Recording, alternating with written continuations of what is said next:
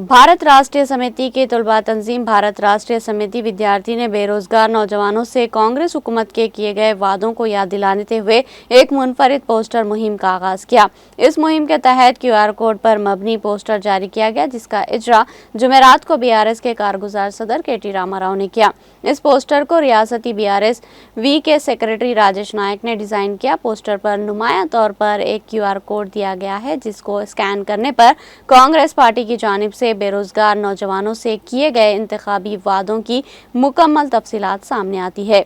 इसमें कांग्रेस का मंशूर youth declaration, job calendar और 420 वादे शामिल है। इसके अलावा राहुल गांधी, वज़ीर आला रेवंत रेड्डी और नायब वज़ीर आला मल्लू भट्टी विक्रमार्का के इंतखाबी मुहिम के दौरान दिए गए यकीन दहानियों की वीडियो क्लिप्स भी शामिल की गई है। मुहिम के आगाज के मौके पर कांग्रेस हुकूमत ने अब तक कोई भी रोजगार से मुतालिक नोटिफिकेशन जारी नहीं किया। उन्होंने कहा कि कांग्रेस हुकूमत ने नौजवानों से किए गए वादों को अमली शक्ल न देकर इनके साथ धोखा किया है। उन्होंने कहा कि कम अज कम अब हुकूमत को जागना चाहिए और सरकारी मुलाजिमत के ख्वाहिशमंद नौजवानों के ख्वाबों को पूरा करने के लिए इक़दाम करने चाहिए।